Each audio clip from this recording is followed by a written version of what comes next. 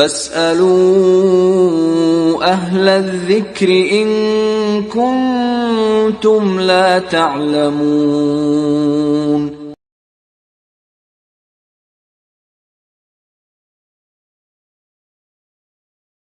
الحمد لله رب العالمين والصلاة والسلام على رسوله محمد وآله وصحبه أجمعين.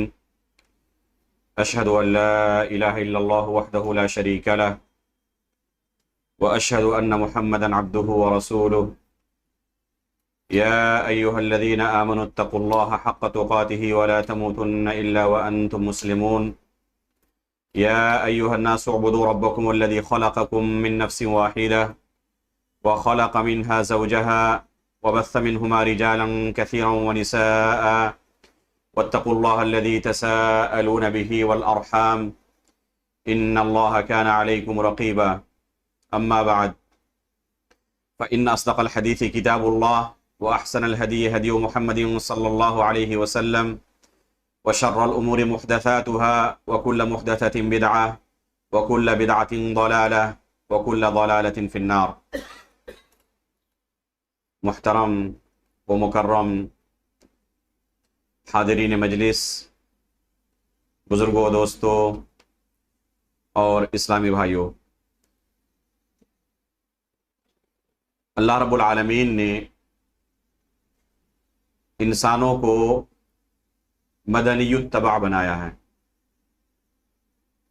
ایک انسان انسانوں کے درمیان رہ کر ہی زندگی گزر بسر کر سکتا ہے. اکیلے دنیا سے کٹ کر کوئی نارمل زندگی جی نہیں سکتا، اور نہ اللہ رب العالمین نے ہمیں اس کی اجازت ہی دی ہے. اسلام میں رہبانیت نام کی کوئی چیز نہیں ہے. لا رہبانیت فی الاسلام. اللہ کے رسول فرماتے ہیں کہ اسلام میں رہبانیت نام کی کوئی چیز نہیں ہے. دنیا سے کوئی شخص کٹ جائے، اکیلے زندگی گزر بسر کرے، کسی سے اٹھنا بیٹھنا لینا دینا کچھ نہیں، تو اسلام میں اس کی گنجائش نہیں ہے. اسی معاشرے کے اندر ہمیں رہنا ہے. معاشرے کے لوگوں کے ساتھ اٹھنا بیٹھنا لین دین کرنا یہ شریعت کی طرف سے مطلوب ہے. رہبانیت ابتدعوها ما كتبناها علیہم، یہ بدعت ہے جو لوگوں کی طرف سے، بعض لوگوں کی طرف سے ایجاد کی ہوئی ہے کہ وہ لوگوں سے کٹ جاتے ہیں. یہود اور نصارہ کے یہاں یہ چیزیں پائی جاتی تھیں. ان کے بہت سارے راہب ہوتے تھے، وہ دنیا سے کٹے ہوئے رہتے تھے، معاشرے سے کٹے ہوئے رہتے تھے. ان کا کام صرف یہی تھا کہ عبادت گاہوں میں صرف اللہ کی عبادت کرتے رہیں، دنیا سے کوئی تعلق نہیں. یہاں تک کہ آپ یہاں بھی دیکھتے ہوں گے غیر مسلموں کے اندر بہت سارے ایسے حضرات رہتے ہیں جن کا تعلق فقط اپنی عبادت گاہوں سے ہے، اپنے مذہب کی عبادت گاہوں سے ہے. وہ دنیا سے کٹے ہوئے ہوتے ہیں، سناسی ہوتے ہیں. آپ نے سنا ہوگا سناسی کا نام. تو اسلام کے اندر اس چیز کا تصور نہیں ہے. اللہ رب العالمین نے ہماری فطرت کے اندر اسے شامل کر دیا ہے کہ ہم لوگوں کے ساتھ ایک معاشرے کے اندر زندگی بسر کریں. ان کے ساتھ اٹھنا بیٹھنا، ان کے ساتھ لین دین کا ہونا، یہ فطرت کے تقاضے کے مطابق ہے. ظاہر سی بات ہے کہ جب ہم معاشرے کے اندر رہیں گے تو ایک دوسرے کے ہمارے اوپر بہت سارے حقوق عائد ہوتے ہیں. ان حقوق کی اگر پاسداری کی جائے تو یہ دنیا جنت نشا بن جائے گی. معاشرے کے اندر امن و شانتی کا گہوارہ ہوگا. لوگ ایک دوسرے کے اوپر اعتماد کر سکیں گے. خوف و ہراس نام کی کوئی چیز نہیں رہے گی. لیکن اسی کے برعکس اگر ایک شخص کو دوسرے شخص پر اعتماد نہ ہو، کوئی بھروسہ نہ ہو، ہر کوئی ایک دوسرے کو ہمیشہ ٹھگنے کے چکر میں رہے،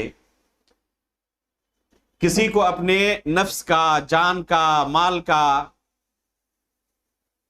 کوئی بھروسہ نہ ہو، گھر سے باہر نکلے اور اس کے دل میں ہمیشہ ڈر بیٹھا ہوا ہے کہ پتہ نہیں گھر پھر واپس آ پاؤں گا یا نہیں آ پاؤں گا. اس طرح خوف و ہراس کا ماحول ہو، تو ایسے ماحول میں زندگی گزارنا ایک نارمل زندگی نہیں ہوتی ہے۔ تو ظاہر سی بات ہے کہ ایک معاشرے کے اندر زندگی گزارنے کے لیے اس کے اصول و ضابطے ہونے چاہیے، جن کی پاسداری کرتے ہوئے یہ دنیا امن و شانتی کا گہوارہ ہو۔ لیکن جیسے ہی ان حقوق کی حق تلفی شروع ہوگی، لوگ ایک دوسرے کا حق ادا نہیں کریں گے، یہیں سے معاشرے کے اندر فساد شروع ہوتا ہے، بگاڑ شروع ہوتا ہے۔ اب غور کریں کہ اللہ کے رسول صلی اللہ علیہ وسلم کو جب مکہ مکرمہ میں اللہ رب العالمین نے نبی بنا کر مبعوث کیا، اس وقت لوگوں کی معاشرتی حالت کیسی تھی؟ لوگ ایک دوسرے کے خون کے پیاسے ہوتے تھے، معمولی باتوں پر جنگیں شروع ہو جاتی، اور وہ بھی سالوں سال تک جنگیں چلتی، کئی سال گزر جاتے لیکن ان کے درمیان آپس میں جنگیں ختم نہیں ہوتی تھی، پورے کے پورے قبیلے ختم ہو جاتے معمولی بات پر۔ کوئی گھر سے نکلتا تو ایسی صورت میں انہیں یہ امن و امان نہیں ہوتا کہ پھر صحیح سلامت گھر واپس آ جائے گا، بلکہ چند سالوں پہلے تک خود ہمارے اس ملک سے جو حجاج کرام حج کرنے کے لیے جاتے تھے، راستے اس قدر پرخطر تھے کہ عموماً معاشرے کے اندر یہ تصور بیٹھ چکا تھا کہ اگر کوئی شخص حج کے لیے جا رہا ہے، اس کا مطلب کہ وہ آخری مرتبہ لوگوں سے مل کر جا رہا ہے، پتہ نہیں پھر واپس آئے گا نہیں آئے گا۔ اس لیے بہت سارے لوگ کیا کرتے، جانے سے پہلے زمین جائیداد وغیرہ پورا تقسیم کر کے چلے جاتے، سب کو وصیت کر کے چلے جاتے، سب سے آخری مرتبہ ملاقات کر کے جاتے۔ یہی تصور تھا لوگوں کے ذہن میں، کیونکہ راستے پرامن آج کی طرح نہیں تھے۔ تو یہ نارمل زندگی نہیں ہے۔ جس معاشرے میں اللہ کے رسول صلی اللہ علیہ وسلم کو اللہ رب العالمین نے مبعوث کیا تھا، یہ اس سے کہیں زیادہ خونخوار معاشرہ تھا، ایک دوسرے کے خون کے سب پیاسے رہتے تھے۔ اب غور کریں کہ ایک ایسے معاشرے کے اندر اللہ رب العالمین نے اللہ کے رسول صلی اللہ علیہ وسلم کو ایسی شریعت دی، ایک ایسا دین دیا، ایک ایسا ضابطۂ حیات دیا، ایک ایسا قانون دیا کہ اگر اس کی پاسداری کی جائے تو وہی قوم، کوئی دوسری قوم نہیں ہے، وہی قوم جو چند دنوں پہلے دنیا کی سب سے خونخوار قوم تھی، اس شریعت پر عمل کرنے کی وجہ سے، ان حقوق کی پاسداری کرنے کی وجہ سے، وہی لوگ دنیا کے اندر سب سے امن پسند لوگ ہو گئے۔ آج تک جب سے دنیا بنی ہے اور قیامت تک ایک وقت میں اتنے اچھے لوگ نہ دنیا کے اندر کبھی جمع ہوئے تھے، اور نہ کبھی مستقبل میں ممکن ہے کہ اتنے اچھے لوگ جمع ہو جائیں ایک ساتھ، جس طرح اللہ کے رسول صلی اللہ علیہ وسلم کے ساتھ آپ کے صحابہ جمع ہو گئے تھے۔ یہ جو دور تھا اللہ کے رسول صلی اللہ علیہ وسلم کا صحابہ اکرام کے ساتھ، یہ دنیا کے اندر سب سے سنہری دور ہے۔ نہ اس سے افضل دور دنیا نے کبھی اس سے پہلے دیکھی تھی، اور نہ اس سے بعد مستقبل میں کبھی یہ ممکن ہے۔ یہ آخر ممکن کیسے ہوا؟ انہی حقوق کی پاسداری کی وجہ سے۔ تو ظاہر سی بات ہے کہ ان حقوق کی پاسداری کرنے کا مطالبہ ہم سے بھی ہے۔ ہم آخری نبی کے امتی ہیں۔ جو شریعت اللہ کے رسول صلی اللہ علیہ وسلم نے صحابہ اکرام کے سامنے پیش کی تھی، اس شریعت کے ہم بھی مخاطب ہیں، اس شریعت پر عمل کرنے کے ہم بھی پابند ہیں۔ اس لیے ہمیں بھی ان حقوق کی پاسداری کرنے کی ضرورت ہے۔ حقوق کے سلسلے میں اللہ رب العالمین نے جو اصول اور ضابطہ بیان کیا ہے، وہ دو طرح کے ہیں، ایک ہے حقوق العباد اور ایک ہے حقوق اللہ۔ حقوق اللہ یہ سب پر مقدم ہے۔ اللہ رب العالمین کے جو حقوق ہیں، ان حقوق کی اگر پاسداری کی جائے تو دنیا اور آخرت سنور جائے گی، بلکہ آخرت کی کامیابی اسی پر ڈیپینڈ ہے، مشروط ہے کہ اللہ رب العالمین کے حقوق کی ہم نے اس دنیا میں پاسداری کی ہے نہیں کی ہے۔ اگر کسی نے پاسداری نہیں کی ہے، حق تلفی کی ہے، اللہ رب العالمین کے جو حقوق ہے ہم پر، ان حقوق کے اندر دوسروں کو شریک کیا ہے، ذرہ برابر بھی اللہ رب العالمین کا کوئی حق کسی دوسرے کو دیا ہے، تو اس کی آخرت کی بربادی کے لیے یہ کافی ہے۔ تو حقوق العباد کے اندر اگر بندہ کوئی کوتاہی کرتا ہے تو ممکن ہے کہ اللہ رب العالمین اس بندے کو راضی کر کے اسے جنت دے دے. لیکن اگر حقوق اللہ کے اندر کوئی کوتاہی کرتا ہے یا حق تلفی کرتا ہے، اللہ رب العالمین کی عبادت کے اندر اس نے کوتاہی کی اور اس عبادت میں کسی دوسرے کو شریک کر لیا جسے شرک کہتے ہیں، تو اللہ رب العالمین یہ گناہ کبھی معاف نہیں فرماتا. تو حقوق اللہ کے سلسلے میں اللہ رب العالمین کا اصول و ضابطہ یہ ہے، ان اللہ لا یغفر ان یشرک بہ ویغفر ما دون ذلک لمن یشاء، کہ اللہ رب العالمین کے ساتھ اگر شرک کیا جائے تو اللہ رب العالمین اسے کبھی معاف نہیں کرتا. اس کے علاوہ جو بھی گناہ ہیں اللہ تعالیٰ چاہے تو معاف کر سکتا ہے. یہ حقوق اللہ کے سلسلے میں ضابطہ ہے کہ اگر اس حق میں کسی نے حق تلفی کی تو اس کی سزا یہ ہے. حقوق العباد کے سلسلے میں ضابطہ یہ ہے، اللہ کے رسول صلی اللہ علیہ وسلم فرماتے ہیں، صحیح مسلم کی روایت ہے، لَتُؤَدُّنَّ الْحُقُوقَ إِلَىٰ أَهْلِهَا يَوْمَ الْقِيَامَةِ، قیامت کے دن جس نے جس کے ساتھ حق تلفی کی ہوگی اس کا اسے بدلہ چکایا جائے گا. ذرہ برابر بھی اگر کسی نے کسی کی حق تلفی کی ہے تو قیامت کے دن یہ حق اسے دینا پڑے گا. دنیا میں اگر کوئی کسی کو ٹھگ لے تو بہت سارے لوگ ایسے لوگوں کو معاشرے کے اندر کیا سمجھتے ہیں؟ بہت چالاک سمجھتے ہیں، بہت شاطر سمجھتے ہیں، بہت ہوشیار اور بہادر سمجھتے ہیں. ذرہ برابر بھی اگر دنیا کے اندر کسی نے حق تلفی کی ہوگی تو آخرت کے اندر اس کا بدلہ اسے دینا پڑے گا. اللہ رب العالمین ہر چیز کو جاننے والا ہے. کرامن کاتبین ہر چیز کو نوٹ کر رہے ہیں. نامہ اعمال کے اندر سب کچھ درج ہو رہا ہے. قیامت کے دن ہم سب کو اٹھایا جائے گا، اللہ کے سامنے پیشی ہوگی، اور ذرہ برابر بھی اگر کسی نے نیکی کی ہوگی تو اس کو بھی دیکھے گا، ذرہ برابر اگر کسی نے گناہ کا کام کیا ہوگا تو اسے بھی دیکھے گا. فَمَن يَعْمَلْ مِثْقَالَ ذَرَّةٍ خَيْرًا يَرَهُ وَمَن يَعْمَلْ مِثْقَالَ ذَرَّةٍ شَرًّا يَرَهُ. اللہ رب العالمین نے یہ اصول و ضابطہ بیان کیا ہے کہ اگر ذرہ برابر بھی کسی نے نیکی کا کام کیا ہے تو اسے بھی وہ دیکھے گا، اور ذرہ برابر اگر کسی نے گناہ کا کام کیا ہے تو اسے بھی وہ قیامت کے دن دیکھے گا. تو یہ ہے اصول و ضابطہ کہ اگر حقوق اللہ کے اندر اس نے حق تلفی کی ہے تو اس کے کامیابی کی کوئی امید نہیں ہے. اگر حقوق العباد کے اندر حق تلفی ہے تو اس کا اصول و ضابطہ یہ ہے کہ پہلے اس کا حق اس سے لیا جائے گا، ظالم سے حق لے کر مظلوم کو اس کا حق دیا جائے گا. یہاں تک کہ اللہ کے رسول صلی اللہ علیہ وسلم مثال کے طور پر سمجھاتے ہیں، فرماتے ہیں کہ حتی تقاد للشأت القرنا من الشأت الجلحا، یا حتی تقاد من الشأت الجلحا من الشأت القرنا. اگر کسی سینگ والی بکری نے بغیر سینگ والی بکری کو دنیا کے اندر تکلیف پہنچائی ہوگی تو اللہ رب العالمین قیامت کے اندر ان دونوں کے درمیان بھی قصاص جاری کرے گا، اور ظالم سے حق لے کر مظلوم کو اس کا حق دیا جائے گا. لیکن انسانوں اور جنوں کے علاوہ کسی کے لیے جنت اور جہنم نہیں ہے. انسانوں اور جنوں کا معاملہ یہ ہے کہ صرف اس پر بس نہیں کیا جائے گا، اس کے بعد جنت اور جہنم کا فیصلہ ہونے والا ہے. اگر حق دینے کے بعد اس کے پاس نیکیاں بچتی ہیں تب تو خیر ہے. فَمَن يَعْمَلْ مِثْقَالَ ذَرَّةٍ خَيْرًا يَرَهُ وَمَن يَعْمَلْ مِثْقَالَ ذَرَّةٍ شَرًّا يَرَهُ. ذرہ ذرہ کا حساب دینا پڑے گا، اور ذرہ ذرہ کے بارے میں اللہ رب العالمین خبر کریں گے کہ تمہاری اتنی نیکیاں ہیں، تمہاری اتنی گناہ ہیں. فَأَمَّا مَنْ ثَقُلَتْ مَوَازِينُهُ فَهُوَ فِي عِيشَةٍ رَاضِيَةٍ وَأَمَّا مَنْ خَفَّتْ مَوَازِينُهُ فَأُمُّهُ هَاوِيَةٌ.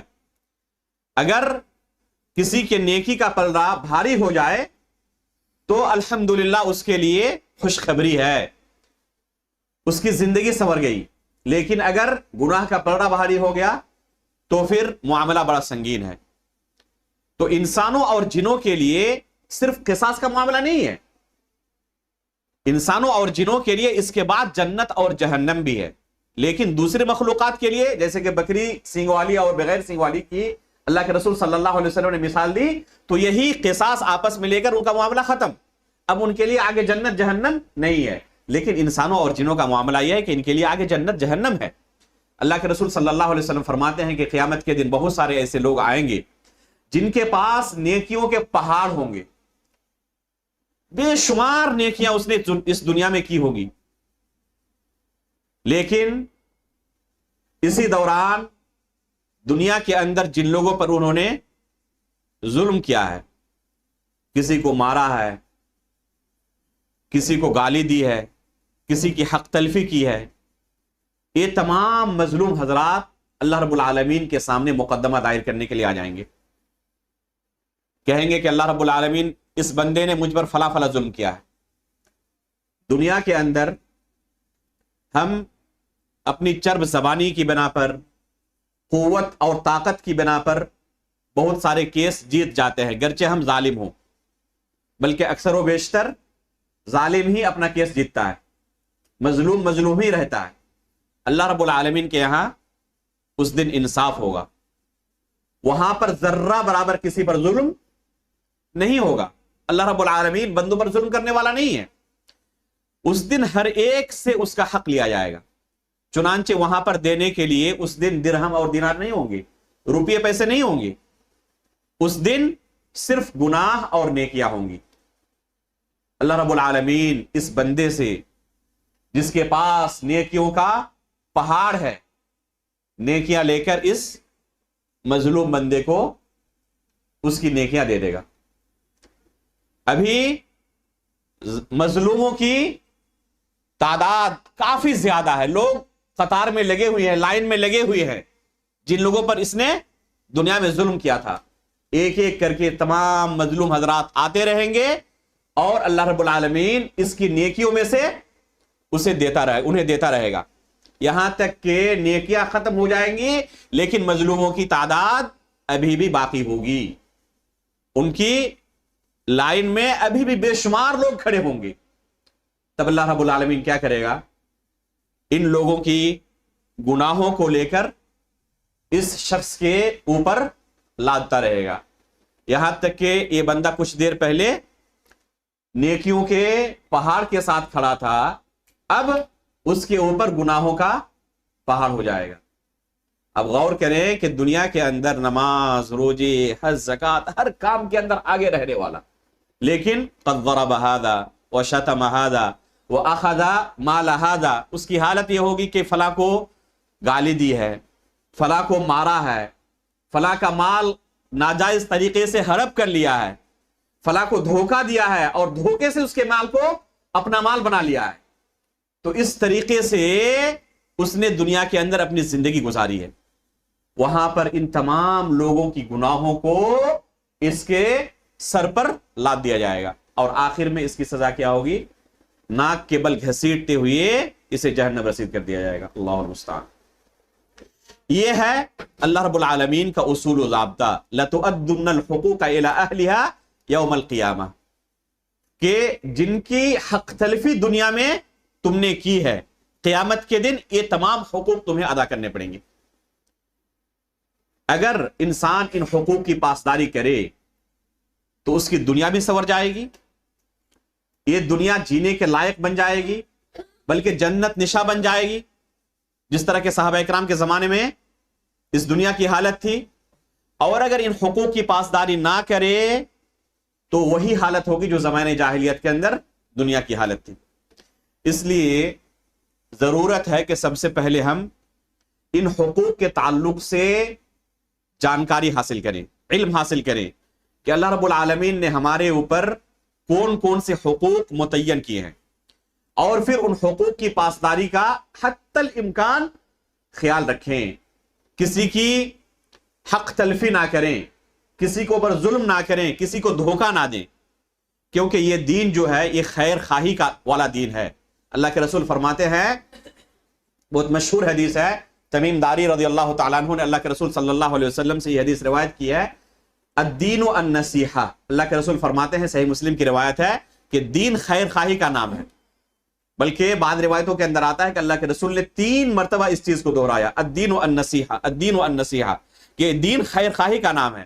صحابہ اکرام نے پوچھا، لمن یا رسول اللہ، اللہ کے رسول یہ خیر خواہی کن کے ساتھ ہم کریں؟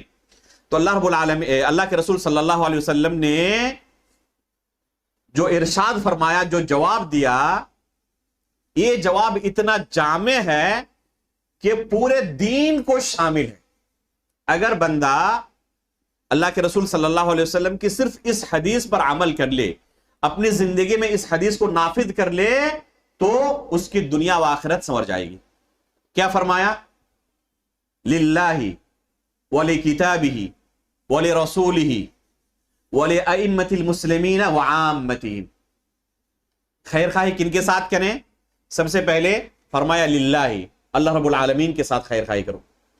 دوسرے نمبر پر کتاب اللہ کے ساتھ خیر خواہی کرو۔ تیسرے نمبر پر رسول اللہ صلی اللہ علیہ وسلم کے ساتھ خیر خواہی کرو۔ چوتھے نمبر پر ائمۃ المسلمین کے ساتھ، مسلمانوں کے جو امام ہیں ان کے ساتھ خیر خواہی کرو۔ اور پانچویں نمبر پر عام لوگوں کے ساتھ خیر خواہی کرو۔ اللہ کے رسول صلی اللہ علیہ وسلم کی اس حدیث پر غور کریں کہ کیا اس کے بعد بھی دنیا کا کوئی فرد چھوٹتا ہے؟ اگر اس حدیث پر عمل کر لیں تو گویا کہ جتنے حقوق اللہ رب العالمین نے ہمارے اوپر فرض کیے ہیں ان تمام حقوق کی ہم پاسداری کرنے والے ہو جائیں گے۔ سب سے پہلا حق کس کا ہے؟ للہ، اللہ رب العالمین کے حقوق کی پاسداری کرو، اللہ رب العالمین کے ساتھ خیر خواہی کرو۔ قرآن کریم کے اندر بھی اللہ رب العالمین نے یہی حکم دیا ہے، وَاعْبُدُوا اللَّهَ وَلَا تُشْرِكُوا بِهِ شَيْئًا وَبِالْوَالِدَيْنِ إِحْسَانًا۔ اس کے بعد کیا فرمایا؟ وَبِذِي الْقُرْبَى وَالْيَتَامَى وَالْمَسَاكِينِ وَالْجَارِ ذِي الْقُرْبَى وَالْجَارِ الْجُنُبِ وَالصَّاحِبِ بِالْجَنبِ وَابْنِ السَّبِيلِ وَمَا مَلَكَتْ أَيْمَانُكُمْ إِنَّ اللَّهَ لَا يُحِبُّ مَنْ كَانَ مُخْتَالًا فَخُورًا۔ سورۃ النساء کے اندر اللہ رب العالمین نے ایک ہی آیت کے اندر تمام حقوق کو سمیٹ کر رکھ دیا ہے۔ سب سے پہلے کیا فرمایا؟ وَاعْبُدُوا اللَّهَ وَلَا تُشْرِكُوا بِهِ شَيْئًا۔ اللہ رب العالمین کی عبادت کرو، اس کے ساتھ کسی کو شریک نہ ٹھہراؤ۔ جب بھی حقوق کی بات آتی ہے تو فوراً ہمارے ذہن کے اندر جو تصور ابھرتا ہے وہ کیا ہے؟ آپس کے انسانوں کے درمیان کے حقوق۔ اللہ رب العالمین کا بھی ہمارے اوپر کوئی حق ہے، اسے ہم بھول ہی جاتے ہیں۔ حالانکہ سب سے پہلا حق ایک بندے پر جو فرض ہوتا ہے وہ کون سا حق ہے؟ وہ اللہ رب العالمین کا حق ہے۔ اگر انسان دنیا کے تمام لوگوں کے حقوق کو بدرجہ اولا پورا کرتا رہے، کسی کے ساتھ دنیا میں اس نے حق تلفی نہیں کی، بلکہ ہمیشہ احسان کا معاملہ ہر ایک کے ساتھ رکھا، بلکہ اللہ کے رسول کی خدمت میں ہی اپنی زندگی اگر کوئی گزار دے، لیکن اللہ رب العالمین کے اس حق کے ساتھ وہ حق تلفی کرے، اس حق کی پاسداری نہ کرے، تو اس کی آخرت سنورے گی یا پھر برباد ہو جائے گی؟ ظاہر سی بات ہے کہ اس کو آخرت کے اندر نجات ملنے والی نہیں ہے۔ جیسے ہی ہماری یہ دنیا ختم ہوگی، ہمارے رشتہ دار، دوست و احباب ہمیں قبر میں رکھ کر آئیں گے۔ پہلا سوال قبر کے اندر یہی ہوگا، من ربک، تمہارا رب کون تھا؟ جواب سب کو پتا ہے، لیکن کیا یہ جواب قبر کے اندر اتنا ہی آسان ہونے والا ہے؟ ظاہر سی بات ہے کہ یہ جواب قبر کے اندر اتنا آسان ہونے والا نہیں ہے۔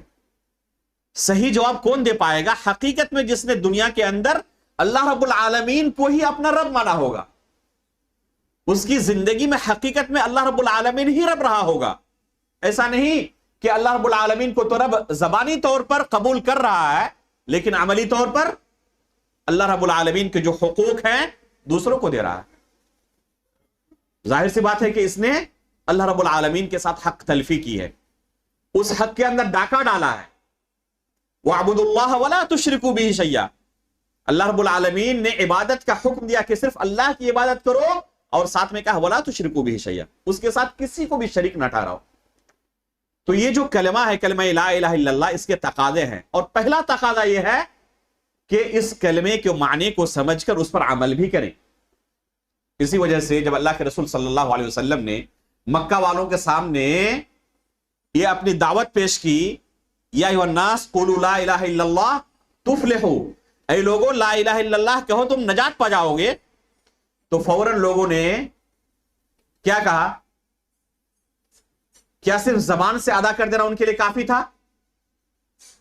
اگر صرف زبان سے ادا کرنا کافی ہوتا تو ظاہر سی بات ہے کہ وہ اللہ کے رسول کے ساتھ جنگ نہ کرتے۔ اللہ کے رسول صلی اللہ علیہ وسلم کو اتنی تکلیفیں نہ پہنچاتے، صحابہ اکرام کو اتنی تکلیفیں نہ دیتے، لیکن اچھی طرح جانتے ہیں کہ یہ کلمہ صرف زبان سے ادا کرنا نہیں ہے، اس کلمے کے تقاضے ہیں، زبان سے ادا کرنے کے بعد اس کلمے پر عمل بھی کرنا ہے۔ اسی وجہ سے انہوں نے فوراً کیا کہا؟ قرآن کریم کے اندر اللہ رب العالمین نے ان کے جواب کو نقل کیا ہے، اجعل الآلہۃ الہا واحدا ان ھذا لشیء عجاب، کیا تمام معبودوں کو چھوڑ کر صرف ایک اللہ کی عبادت کرے؟ یہ تو بہت عجیب و غریب آپ کا مطالبہ ہم سے۔ تو انہوں نے فوراً سمجھا کہ اس کلمے کو صرف زبان سے ادا کرنا نہیں ہے، بلکہ زبان سے ادا کرنے کے بعد بہت سارے تقاضے ہیں اس کلمے کے، ان تقاضوں کو اگر پورا کریں گے تب یہ کلمہ ہمیں دنیا اور آخرت کے اندر نجات دلا سکتا ہے، ورنہ صرف زبان سے ادا کرنے سے، جیسا کہ آج بہت سارے لوگ سمجھتے ہیں کہ ہم تو کلمہ لا الہ کے ادا کرنے والے ہیں، لا الہ کا اقرار کرنے والے ہیں، تو میرے بھائیو کفار مکہ بھی اچھی طرح جانتے تھے کہ اس کلمے کو صرف زبان سے ادا کرنا نہیں ہے، بلکہ اللہ کے رسول صلی اللہ علیہ وسلم اپنے چچا کو آخری لمحے تک، آخری سانس تک قائل کرنے کی کوشش کرتے رہے کہ چچا جان کسی طرح اس کلمے کو اپنی زبان سے ادا کر لیں۔ یا عم قل لا الہ الا اللہ کلمۃ احاج لک بها عند اللہ، کہ چچا جان صرف اپنی زبان سے اے لا الہ الا اللہ کا کلمہ ادا کر لیں۔ یہ ایسا کلمہ ہے کہ اگر آپ نے آج اس کلمے کو اپنی زبان سے ادا کر لیا تو اللہ رب العالمین کے پاس قیامت کے دن میں حجت قائم کروں گا، کیونکہ یہ آخرت کے اندر صرف یہی ایک کلمہ ہے، یہ کنجی ہے جس کے بعد جنت کا دروازہ کھل سکتا ہے، اس کے بغیر جنت کا دروازہ کھل ہی نہیں سکتا۔ چچا جان کم از کم ایک مرتبہ اس کلمے کو آپ ادا کر لیں۔ جو چچا زندگی بھر اللہ کے رسول کی خدمت کرتا رہا، دشمنوں سے اپنے بھتیجے کی حفاظت کرتے رہا، اچھی طرح جانتے تھے کہ اس کلمے کو صرف زبان سے ادا کرنا نہیں ہے، بلکہ اس کلمے کے معانی ہیں، ان معانی کو پورا کرنا ضروری ہے، اس کے تقاضے ہیں، ان تقاضوں کو پورا کرنا ضروری ہے۔ اسی وجہ سے آخری لمحے تک، آخری سانس تک اس کلمے کا انہوں نے اقرار نہیں کیا۔ غور کریں کہ یہ کون ہے، ان کی خدمات اس دنیا میں کیا ہیں۔ خود اپنی خدمات کے ساتھ جو ہم نے اپنی زندگی پوری اب تک گزاری ہے، موازنہ کریں کہ اللہ کے رسول صلی اللہ علیہ وسلم کی خدمت میں اگر کوئی بندہ ایک منٹ بھی گزارا ہو تو ہماری پوری زندگی کے عمل سے بھی ان کی وقت کی قیمت کہیں زیادہ ہے۔ ہماری پوری زندگی کا عمل ایک پلڑے میں ہے، اور کسی نے اللہ کے رسول صلی اللہ علیہ وسلم کی خدمت میں ایک منٹ بھی گزارا ہو تو ظاہر سی بات ہے کہ ان کا وہ ایک منٹ ہماری پوری زندگی کے عمل سے افضل ہے۔ انہوں نے اپنی پوری زندگی اللہ کے رسول کی خدمت میں گزاری، لیکن یہی ایک کلمہ نہیں تھا ان کی زندگی میں۔ یہ اللہ رب العالمین کا جو حق تھا کہ صرف اللہ کی عبادت کی جائے، اس کے ساتھ کسی کو شریک نہ ٹھہرایا جائے، اس حق کی حق تلفی کی تھی، بس یہی جرم تھا۔ اللہ کے رسول کو پوچھا گیا کہ اللہ کے رسول، آپ کے چچا نے زندگی بھر آپ کی خدمت کی، کیا اس کے بدلے قیامت کے دن اپنے چچا کو آپ کوئی فائدہ پہنچا پائیں گے؟ تو اللہ کے رسول نے کیا فرمایا کہ میری وجہ سے میرے چچا کو اللہ رب العالمین جہنم میں سب سے ہلکا عذاب دیں گے۔ وہ کیا ہوگا؟ 2 جوتے پہنائے جائیں گے، اور ان جوتوں کی حرارت سے ان کا دماغ کھول رہا ہوگا۔ اللہ اکبر، اللہ تعالیٰ ہمیں جہنم سے بچائے۔ یہ جہنم کے اندر سب سے ہلکا عذاب ہے کہ ان جوتوں کی تپش اور حرارت سے ان کا دماغ جس طرح ہانڈی کے اندر چاول کھولتا ہے، اسی طرح ان کا دماغ کھول رہا ہوگا۔ زندگی بھر اللہ کے رسول کی خدمت کے باوجود بھی رب کی جنت نہیں ملی۔ وجہ کیا ہے؟ کیونکہ اللہ رب العالمین کی اس حق کی انہوں نے حق تلفی کی تھی۔ عدی بن حاتم رضی اللہ تعالیٰ عنہ حاتم طائی کے فرزند ہیں۔ حاتم طائی کا نام آج بھی لوگ جانتے ہیں۔ 1400 سال گزر گئے۔ یہ حاتم طائی کون تھے؟ مکہ کے اندر زمانہ جاہلیت میں بہت بڑے سخی شخص تھے۔ ان کی سخاوت اور فیاضی آج بھی دنیا کے اندر مشہور ہے، چاہے مسلمان ہو یا غیر مسلم ہو، سبھی ان کا نام جانتے ہیں۔ یہ مکہ کے اندر زمانہ جاہلیت کے اندر بہت ہی سخی اور فیاض شخص تھے، ان کی سخاوت معروف تھی، خدمت خلق میں زندگی گزار دی، لیکن سب سے بڑا جو حق تھا اللہ رب العالمین کا حق، اس حق کی حق تلفی کرتے رہے زندگی بھر، اللہ رب العالمین کے ساتھ دوسروں کو شریک کرتے رہے، ایمان کی نعمت اور دولت نصیب نہ ہو سکی، ان کے فرزند کو اللہ رب العالمین نے ایمان کی دولت سے نوازا، عدی بن حاتم رضی اللہ تعالیٰ عنہ، عدی بن حاتم طائی، تو یہ عدی رضی اللہ تعالیٰ عنہ اللہ کے رسول کی خدمت میں حاضر ہوئے اور اپنے والد کے سلسلے میں انہوں نے دریافت کیا کہ اللہ کے رسول، میرے والد کے بارے میں آپ جانتے ہیں کہ کیسے تھے، وہ زندگی بھر خدمت خلق میں انہوں نے اپنی زندگی گزار دی، زندگی بھر خدمت خلق میں مشغول رہے ہو، تو کیا آخرت میں انہیں کوئی فائدہ ملنے والا ہے؟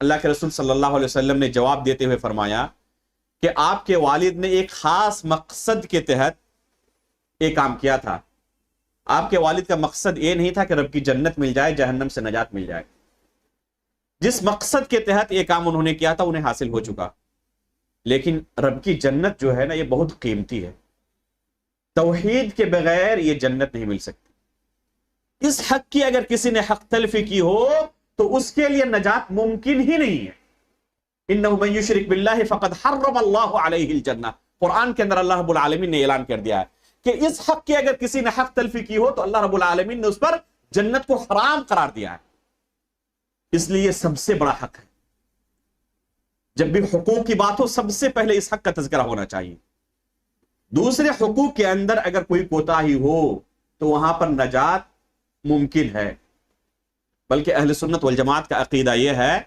کہ اگر ایمان پر کسی کی وفات ہو، کفر کی حالت میں وفات نہ ہوئی ہو، شرک کی حالت میں وفات نہ ہوئی ہو، تو ایسی صورت میں اللہ رب العالمین کی مشیت کے تحت ہے، قیامت کے دن وہ بندہ اللہ رب العالمین کی مشیت کے تحت ہے، اللہ تعالیٰ چاہے تو اسے معاف کر کے ڈائریکٹ جنت میں داخل کرے بغیر عذاب کے، اور چاہے تو اس کے گناہوں کے بقدر اسے پہلے سزا دے، جہنم میں داخل کرے، لیکن اگر ایمان کی حالت میں اس کی وفات ہوئی ہے تو ہمیشہ ہمیش جہنم میں اللہ رب العالمین ایسے بندوں کو نہیں رکھیں گے، اگر جہنم میں داخل بھی کرے تو ہمیشہ ہمیش یہ لوگ جہنم میں نہیں رہیں گے، بلکہ ایک نہ ایک دن اللہ رب العالمین ایسے تمام بندوں کو جہنم سے نکال کر جنت کے اندر داخل کریں گے۔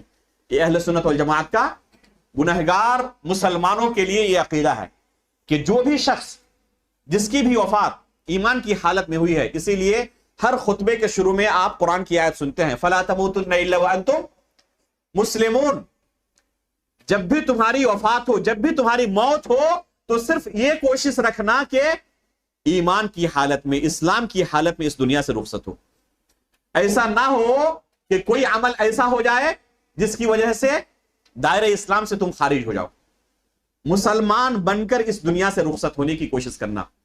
تو اگر کسی کی وفات ایمان کی حالت پر ہوئی ہے، اسلام کی حالت پر ہوئی ہے، مسلمان بن کر اس دنیا سے رخصت ہوا ہے، تو چاہے گناہ کتنی زیادہ کیوں نہ ہو وہ اللہ رب العالمین کی مشیت کے تحت ہے، چاہے تو اللہ رب العالمین اسے معاف بھی کر سکتا ہے، ڈائریکٹ جنت میں بھی داخل کر سکتا ہے، ہم دعا کرتے ہیں کہ اللہ رب العالمین ہمیں ہمارے تمام گناہوں کو معاف کر دے اور ڈائریکٹ اللہ رب العالمین ہمیں جنت میں داخل کرے، اور چاہے تو اللہ رب العالمین اسے اس کے گناہوں کے بقدر سزا دے، لیکن اگر جہنم میں داخل کرے تو ہمیشہ ہمیشہ ایسے لوگوں کو جہنم میں اللہ رب العالمین نہیں رکھیں گے۔ مشہور حدیث ہے، شفاعت والی حدیث، آپ نے سنی ہوگی، صحیح مسلم کے اندر بہت ہی طویل حدیث ہے، یہ بہت لمبی حدیث ہے، انس رضی اللہ تعالیٰ عنہ نے اسے بیان کیا ہے، آپ نے بارہا یہ حدیث امید ہے کہ سنی ہوگی، کہ تمام لوگ قیامت کے دن پریشان ہوں گے، آدم علیہ السلام سے لے کر تمام نبیوں کے پاس جائیں گے، اور پھر آخر میں اللہ کے رسول صلی اللہ علیہ وسلم کے پاس تمام لوگ آئیں گے، اور پھر اللہ کے رسول صلی اللہ علیہ وسلم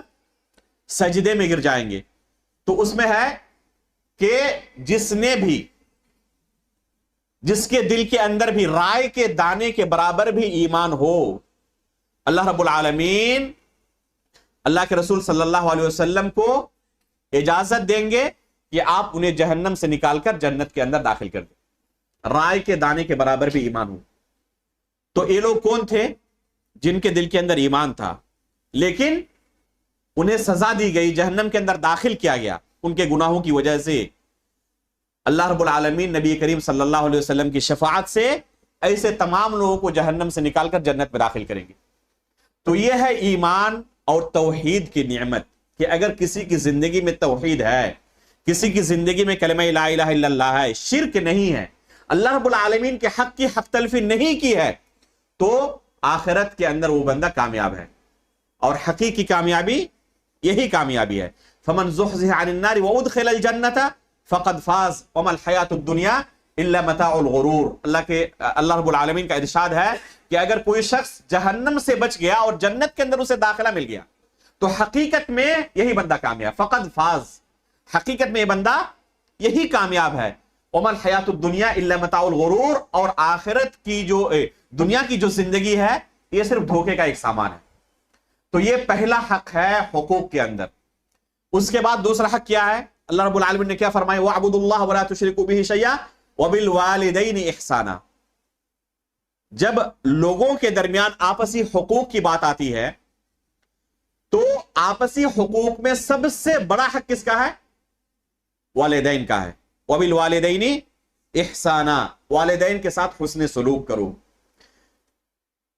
ایک باپ کا، ایک ماں کا اپنے بچوں پر جو حق ہے، اگر بچہ زندگی بھر والدین کی خدمت کرے تب بھی کما حقہ یہ حق ادا نہیں کر سکتا۔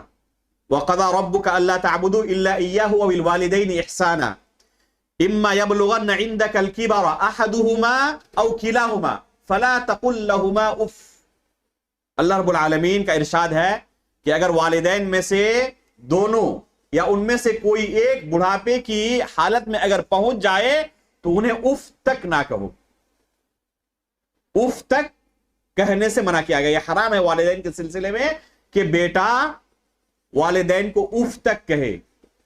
یہ سب سے ادنا درجہ ہے کسی کو تکلیف پہنچانے کا، یہ سب سے ادنا درجہ ہے۔ مثلا کسی کو آپ نے کسی کام کا حکم دیا، جس طرح آپ نے حکم دیا تھا اسی طرح اس نے انجام دے دیا، جس طرح آپ نے حکم دیا تھا اسی طرح بالکل انجام دے دیا، لیکن آخر میں تھوڑی سی ناراضگی ظاہر کر دی، اف کا جملہ اس نے اپنی زبان سے ادا کر دیا، آپ کو تکلیف ہوگی نہیں ہوگی؟ کام تو کر دیا اس نے لیکن خوشی خوشی نہیں بلکہ ناراضگی کے ساتھ، اسے بوجھ سمجھتے ہوئے۔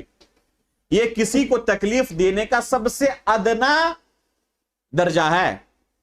یہ ادنا درجہ بھی اگر کوئی بچہ اپنے والدین کے سلسلے میں ادا کرے، اپنے والدین کو یہ ادنا درجے کی بھی تکلیف پہنچائے تو یہ بھی حرام ہے، یہ بھی جائز نہیں ہے۔ چنانچہ بے شمار احادیث ہیں جن کے اندر نبی کریم صلی اللہ علیہ وسلم نے جب کبائر کو بیان کیا ہے، ایسی کبیرہ گناہ ہیں جو بندے کی زندگی کو تباہ و برباد کر دینے والے ہیں، ان گناہوں کی فہرست جب بھی آپ صلی اللہ علیہ وسلم نے ذکر کی تو اللہ رب العالمین کے حق کے بعد سب سے پہلے والدین کا ذکر کیا۔ اللہ رب العالمین کے حق کے بعد سب سے پہلے والدین کا ذکر کیا۔ مثلا ایک دن کا واقعہ ہے، اللہ کے رسول صلی اللہ علیہ وسلم صحابہ کرام کے درمیان بیٹھے ہوئے تھے، فرمایا الا انبئکم باکبر الکبائر، کیا میں تمہیں سب سے بڑے گناہ کے سلسلے میں خبر نہ دوں؟ صحابہ کرام نے فرمایا بلا یا رسول اللہ، اللہ کے رسول ضرور آپ ہمیں بتائیں کہ کون سی ایسی گناہیں ہیں جن کا شمار کبیرہ گناہوں میں ہوتا ہے؟ تو اللہ کے رسول صلی اللہ علیہ وسلم نے سب سے پہلے کیا فرمایا؟ الاشراک باللہ، اللہ رب العالمین کے ساتھ شرک کرنا، جس کے بارے میں ابھی میں نے شروع میں تھوڑی دیر پہلے بات کی۔ اس کے بعد فوراً دوسرے نمبر پر کیا کہا؟ وہ عقوق الوالدین، والدین کی نافرمانی کرنا۔ یہ والدین کی نافرمانی کرنا اللہ رب العالمین کے ساتھ شرک کرنے کے بعد سب سے بڑا گناہ ہے۔ یہ انسان کو تباہ و برباد کر دینے والا گناہ ہے۔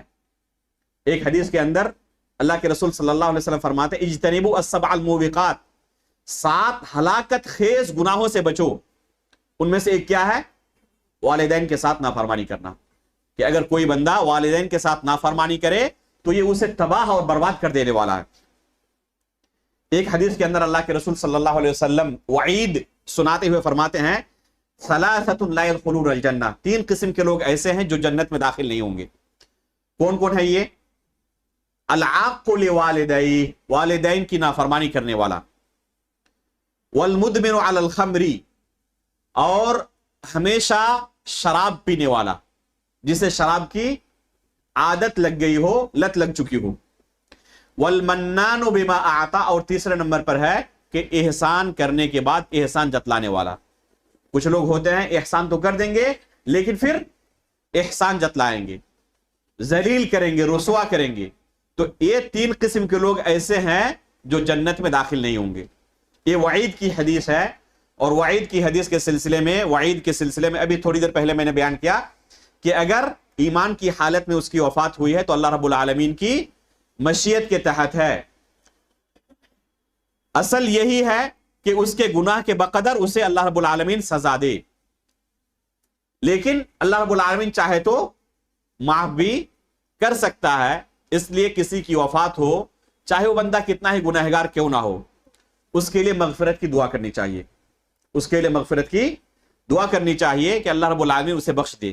جو اس کی زندگی تھی ختم ہو چکی، اب وہ اللہ رب العالمین کے سپرد ہے، تو اللہ رب العالمین اسے بخش دے۔ اللہ تعالیٰ چاہے تو اسے معاف کر سکتا ہے۔ تو اس طرح کی 1 2 نہیں، بے شمار احادیث ہیں جن سے پتا چلتا ہے کہ والدین کی نافرمانی کرنا یہ دنیا اور آخرت کو تباہ کرنے کے مترادف ہے۔ ایک مشہور حدیث آپ لوگوں نے سنی ہوگی، خصوصاً رمضان کے اندر اس حدیث کو بہت زیادہ بیان کیا جاتا ہے کہ اللہ کے رسول صلی اللہ علیہ وسلم ایک دن ممبر پر چڑھے اور تینوں سیڑھیوں میں اللہ کے رسول نے کیا کہا؟ آمین آمین آمین کہا۔ صحابہ اکرام نے بعد میں دریافت کیا کہ اللہ کے رسول، یہ عمل ایسا ہے جو اس سے پہلے جس کا ہم نے مشاہدہ نہیں کیا تھا، کبھی آپ کو اس طرح کرتے ہوئے نہیں دیکھا تھا، تو آخر کیا وجہ ہے کہ آپ نے آج تینوں سیڑھیوں پر قدم رکھتے وقت آمین آمین آمین کہا؟ تو اللہ کے رسول نے کیا بیان کیا کہ جس وقت میں نے سیڑھی پر قدم رکھا اسی وقت جبریل امین علیہ الصلوۃ والسلام آئے اور آ کر انہوں نے بد دعا کی۔ کیا؟ کہ کوئی بندہ 3 چیزوں کے سلسلے میں جبریل امین علیہ الصلوۃ والسلام نے بد دعا کی۔ ایک ہے کہ کوئی بندہ اپنے والدین کو بڑھاپے کی حالت میں پالے اور دونوں کی خدمت کر کے جنت کا حقدار نہ ہو جائے، جہنم سے نجات پانے والا نہ ہو جائے، تو اللہ رب العالمین اسے ہلاک و برباد کر دے۔ میں نے کہا آمین، اللہ تو قبول فرما لے۔ اسی طرح ایک شخص ہے جو رمضان المبارک جیسا مہینہ پائے، لیکن اس مہینے کے اندر نیکی کے اتنے دروازے کھلے ہونے کے باوجود اپنے نامہ اعمال کو نیکیوں سے بھر نہ سکے، اپنے آپ کو جنت کا حقدار نہ بنا سکے، جہنم سے اپنے آپ کو بچا نہ سکے، تو اللہ ایسے بندے کو بھی تو ہلاک اور برباد کر دے۔ اللہ کے رسول نے کہا اللہ تو قبول فرما لے، آمین، اللہ تو قبول فرما لے۔ ایک وہ شخص جس کے سامنے اللہ کے رسول صلی اللہ علیہ وسلم کا نام لیا جائے اور وہ اللہ کے رسول پر درود نہ بھیجے، صلی اللہ علیہ وسلم نہ کہے، تو ایسا شخص بھی ہلاک اور برباد ہو جائے۔ اللہ کے رسول نے فرمایا کہ آمین، اللہ تو قبول فرما لے۔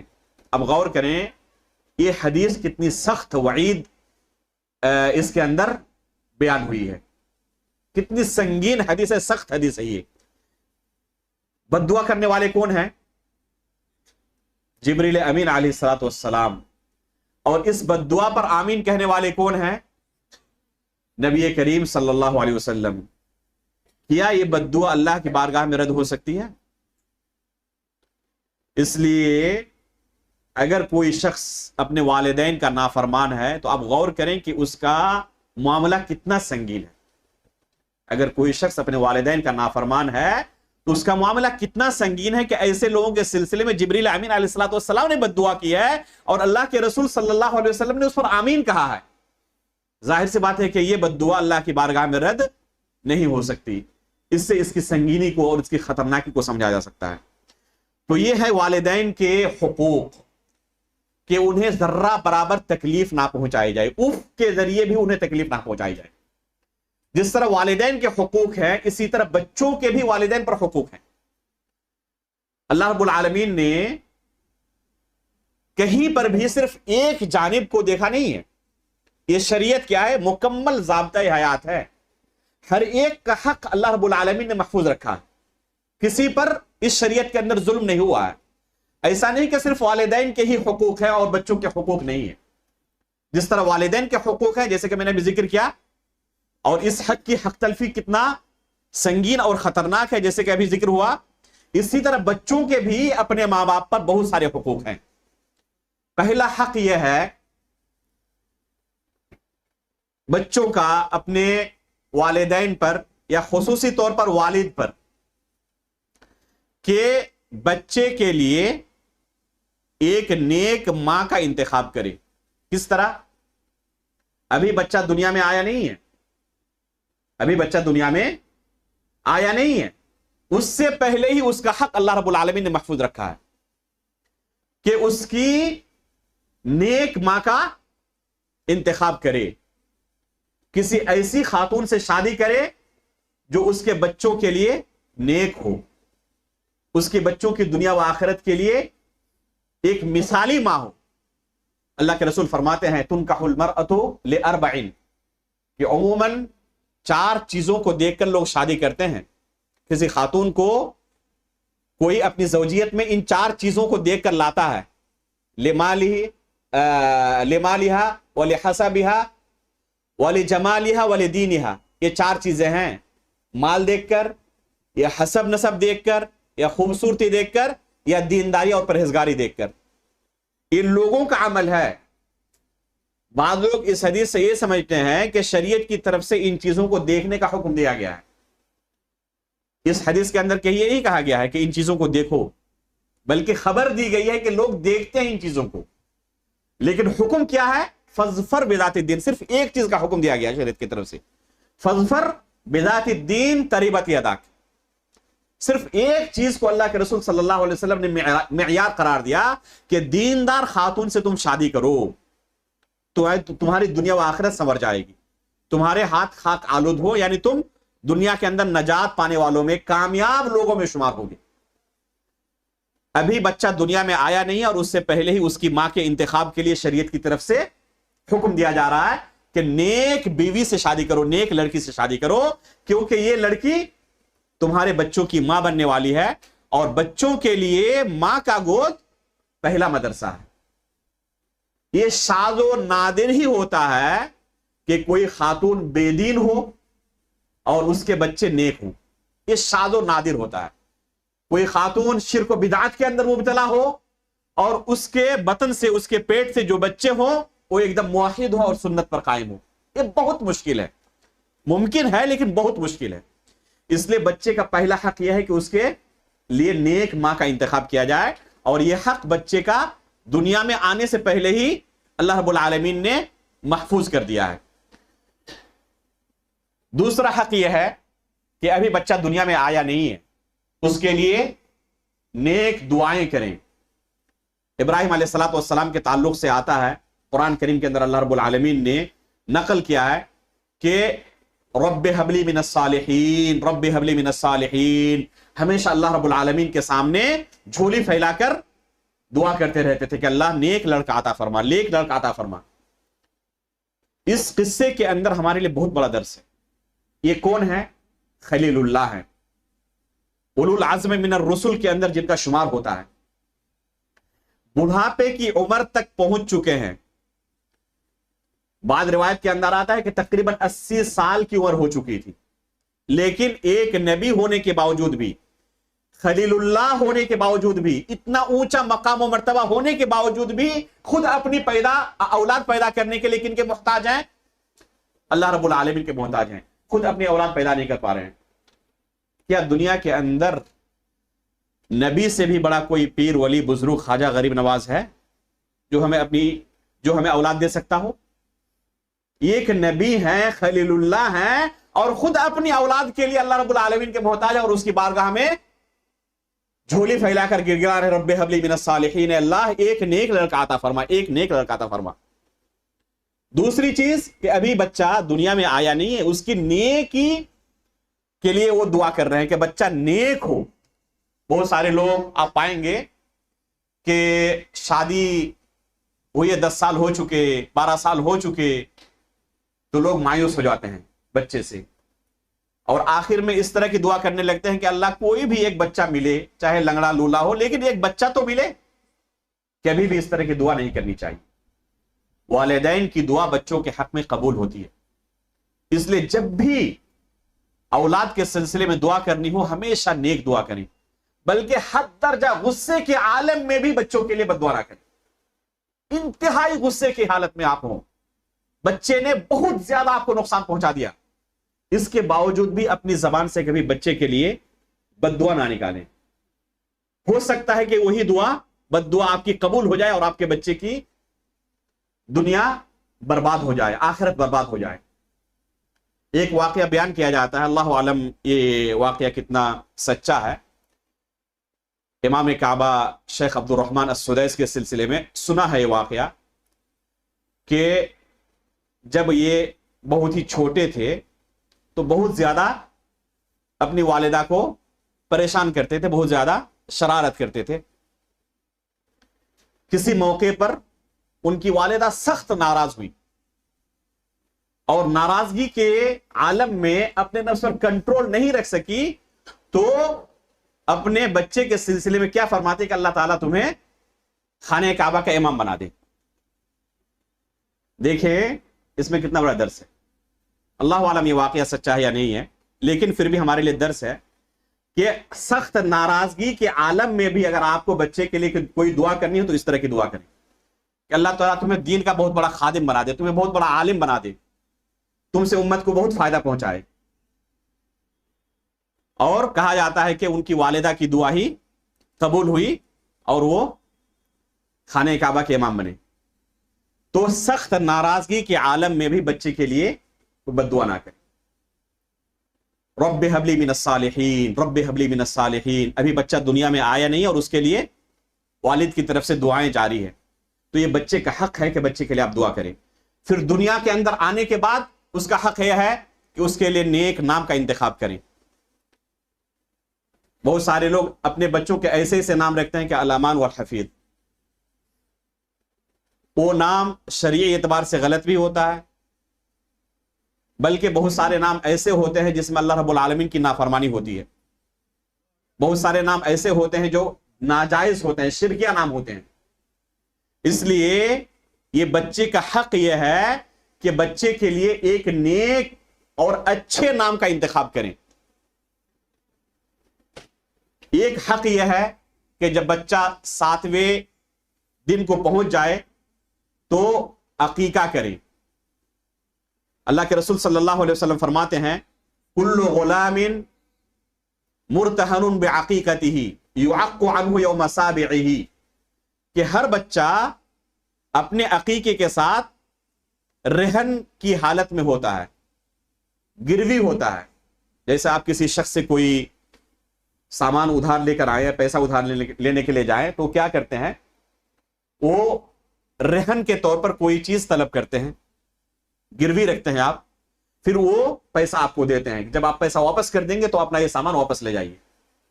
تو اللہ کے رسول فرماتے ہیں کہ کل غلام مرتہن بعقیقتہ، ہر بچہ جب دنیا میں قدم رکھتا ہے تو اپنے عقیقے کے ساتھ وہ گروی ہوتا ہے. یعق عنہ یوم سابعہ، جب 7ویں دن کو پہنچ جائے، اس کی عمر 7 دن کی ہو جائے تو اس کی طرف سے عقیقہ کیا جائے. یہ بچے کا حق ہے کہ اس کی طرف سے عقیقہ کیا جائے. کس دن؟ 7ویں دن. شریعت کی طرف سے یہ عبادت جو ہے، عقیقے کی عبادت، یہ موقت عبادت ہے. 7ویں دن ہی شریعت نے اس عبادت کو مشروع قرار دیا ہے. اور بھی بعض روایتیں ملتی ہیں لیکن وہ روایتیں ثابت نہیں ہیں. اس سلسلے میں یہی ایک روایت ثابت ہے کہ 7ویں دن بچے کا عقیقہ کیا جائے. جو معروف روایت ہے کہ 14ویں دن اگر 7ویں دن نہ کر سکے یا 21ویں تاریخ کو عقیقہ کرے یا اس کے بعد جب بھی میسر ہو عقیقہ کرے، یہ روایتیں ثابت نہیں ہیں. اس لیے بہت سارے علماء نے کہا ہے کہ یہ موقت عبادت ہے، اسی دن عقیقہ کرنا چاہیے. اگر کوئی شخص معذور نہ ہو اور جان بوجھ کر اس دن عقیقہ نہ کرے، کسی دوسرے دن عقیقہ کرے تو اس کا عقیقہ بھی نہیں ہوگا. اس طرح بھی بعض علماء نے فتویٰ دیا ہے. لیکن اگر کوئی معذور ہو شرعی طور پر، مثلا کوئی کسی دوسرے شہر میں رہ رہا ہے اور وہاں پر کوئی رشتہ دار نہیں اپنا، اور सीजर के जरिए बच्चे की विलादत हुई, वालिदा अस्पताल में है, ये बच्चे को लेकर परेशान है, अब उसके लिए 7वें दिन अकीका करना मुमकिन नहीं है। अगर इस तरह की कोई परेशानी हो तो बाद में जब भी फुर्सत मिले कर सकता है, लेकिन कोई परेशानी नहीं थी, जानबूझकर बाद में अकीका कर रहा है, तो बाद उलमा ने यह भी फतवा दिया है कि यह दुरुस्त नहीं है और यह काफी नहीं है। तो यह मुअक्कत इबादत है, कोशिश यही करनी चाहिए कि 7वें दिन ही अकीका किया जाए। इसी तरह खतना किया जाए। खतना करना यह बच्चे का हक है अपने वालिदैन पर। अल्लाह के रसूल सल्लल्लाहु अलैहि वसल्लम फरमाते हैं, अल फित्रत खम्सुन, कि 5 आमाल ऐसे हैं जो फितरत के अंदर शामिल हैं। उनमें से एक क्या है? अल खितान, खतना करना। इसी तरह बच्चे का हक यह है कि सही तरबियत की जाए, दीन की तालीम दी जाए, तौहीद और सुन्नत की तालीम दी जाए। अल्लाह रब्बुल आलमीन की सिलसिले में उसके जहन के अंदर शुरू से ही मालूमात डाले हैं। अल्लाह रब्बुल आलमीन के सिलसिले में मोहब्बत पैदा की जाए।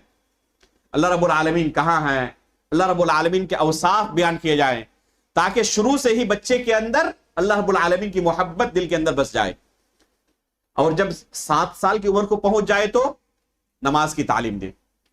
मुरू अबनाअकुम बिस्सलाह वहुम अबनाउ सबईन, अल्लाह के रसूल ने फरमाया, मुरू औलादकुम बिस्सलाह वहुम अबनाउ सबईन, जब बच्चे की उम्र 7 साल को हो जाए तो उसे नमाज की तालीम दे। वज़रिबूहुम अलैहा वहुम अबनाउ अशरिन, और जब 10 साल की उम्र हो जाए फिर भी नमाज ना पढ़े तो फिर मारे बच्चे को।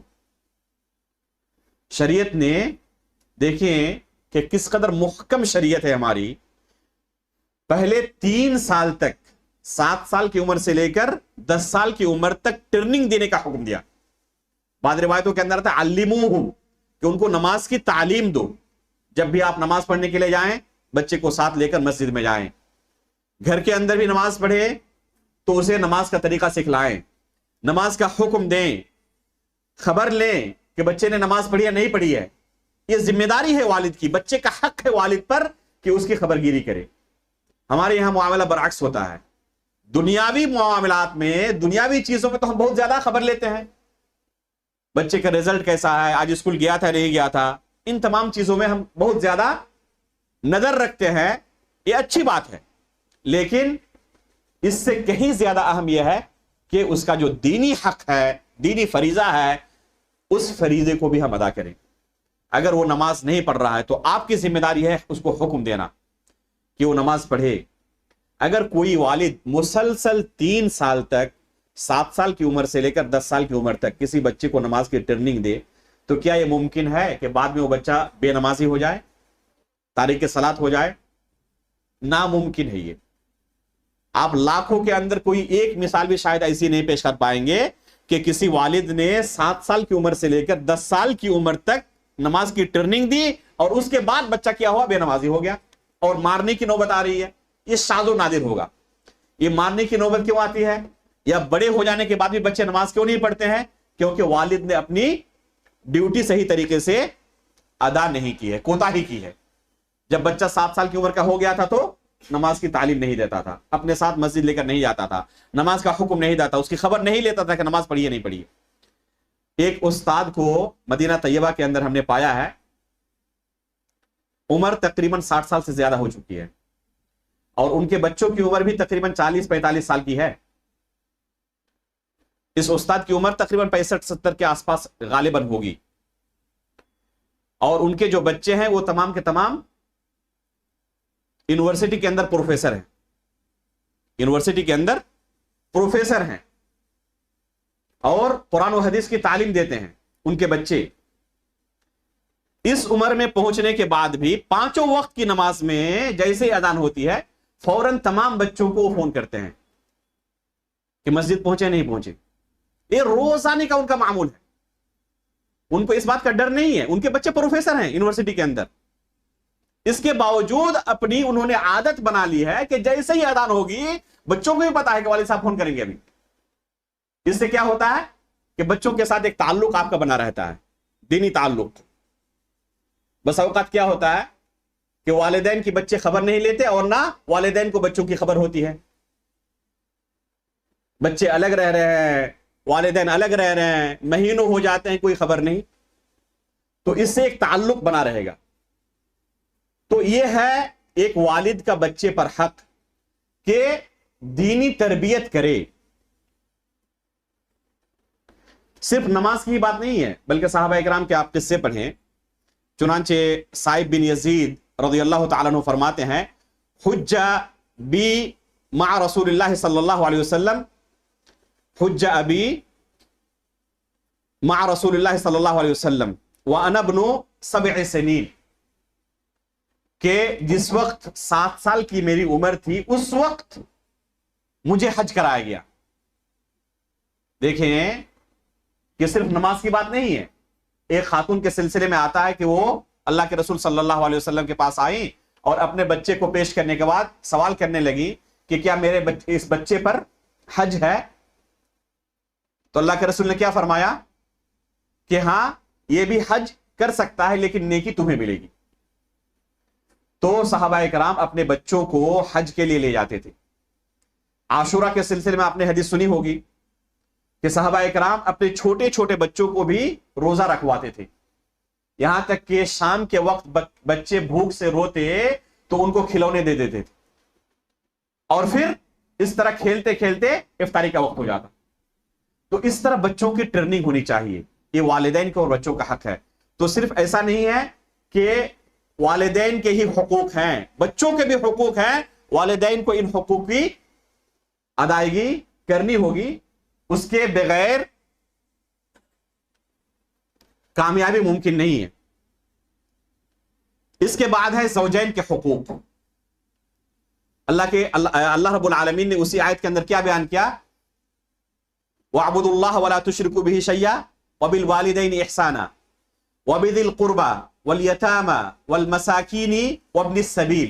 رشتہ داروں کے حقوق ادا کرو، جو پڑوسی ہوں چاہے رشتہ دار ہوں یا اجنبی ہوں، ان کے حقوق ہے، ان حقوق کو ادا کرو. یتیموں کے حقوق کو، مسکینوں کے حقوق ادا کرو. اسی طرح جو تمہارے رفیق سفر ہوں. اور بعض علماء نے اس کی تفسیر یہ کی ہے کہ شریک حیات بیوی اگر ہے تو اس کے حقوق ادا کرو. زوجین کے حقوق کے سلسلے میں اکثر و بیشتر گھروں میں یہ حق تلفی ہوتی ہے. اس کی وجہ کیا ہے؟ کیونکہ یہ رشتہ ہی ایسا ہے کہ اس کے اندر زندگی میں اتار چڑھاؤ آتے رہتا ہے. بلکہ خود اللہ کے رسول صلی اللہ علیہ وسلم کی ازدواجی زندگی کا مطالعہ کریں کہ اللہ کے رسول صلی اللہ علیہ وسلم کے گھر میں امہات المؤمنین کے درمیان بھی اس طرح بھی بعض ناراضگیاں ہو جاتی تھی. تو اگر صحابہ کرام اور امہات المؤمنین اور اللہ کے رسول کے گھر میں اس طرح کی ناراضگی ہونا ممکن ہو تو ہمارے گھروں میں اس طرح کی نہیں ہوگی. ظاہر سی بات ہے کہ یہ فطرت کا تقاضا ہے کہ اس طرح کے حالات پیش آئیں گے، لیکن شریعت نے اس کی تعلیم دی ہے کہ کس طرح سے ان حالات کا ہم مقابلہ کریں.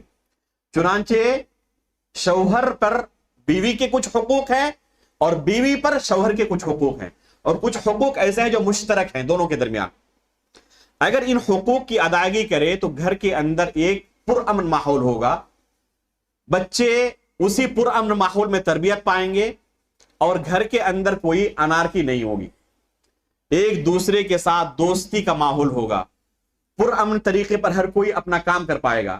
لیکن جس گھر میں ہمیشہ جھگڑے ہوتے ہوں، ظاہر سی بات ہے کہ اس گھر کے اندر چین و سکون نہیں ہوتا، ہر کوئی اپنا کام صحیح طریقے سے نہیں کر پاتا، بچے بھی اس سے متاثر ہوتے ہیں. تو اس طرح ایک دوسرے کے حقوق کا اگر خیال رکھا جائے، ظاہر سی بات ہے کہ شیطان ہمیشہ کوشش میں لگا رہتا ہے کہ دونوں کے درمیان جھگڑے ہوں. بلکہ حدیث کے اندر آتا ہے کہ شیطان سب سے زیادہ یہ شرک اور توحید کے معاملے کے بعد سب سے زیادہ کس چیز کی کوشش کرتا ہے؟ زوجین کے مابین جدائی ہو جائے. چنانچہ حدیث کے اندر آتا ہے کہ روزانہ ابلیس شام کے وقت اپنا تخت لگاتا ہے اور اپنے ایک ایک چیلے سے پوچھتا ہے کہ آج تم نے کیا کیا، آج تم نے کیا کیا، کس طرح لوگوں کے درمیان فتنہ و فساد کو برپا کیا، کیا کارنامہ انجام دیا دن بھر. ہر کوئی اپنے گناہوں کو بیان کرتا ہے اور ہر ایک کو ریجیکٹ کر دیتا ہے. ایک چیلا آ کر کیا کہتا ہے کہ میں نے میاں بیوی کے درمیان آپس کے اندر ایسی غلط فہمی پیدا کی کہ دونوں کے درمیان جدائی ہو گئی. تو اسے پھر اپنے گلے لگاتا ہے اور شاباشی دیتا ہے کہ ہاں تم نے اصل کام کیا ہے. تو شیطان ہمیشہ لگا ہوا ہے کسی طرح زوجین کے مابین جدائی ہو جائے، تفریق ہو جائے. تو اس رشتے کو باقی رکھنے کے لیے بہت ہی زیادہ صبر کی ضرورت ہے اور بہت زیادہ محنت کی ضرورت ہے اور ایک دوسرے کے حقوق کی پاسداری کی ضرورت ہے. اس کے بغیر یہ رشتہ قائم رہے بہت مشکل ہے. اس لیے سب سے پہلے ہمیں حقوق کی جانکاری ہونی چاہیے. بیوی اور شوہر کے کیا کیا حقوق ہیں؟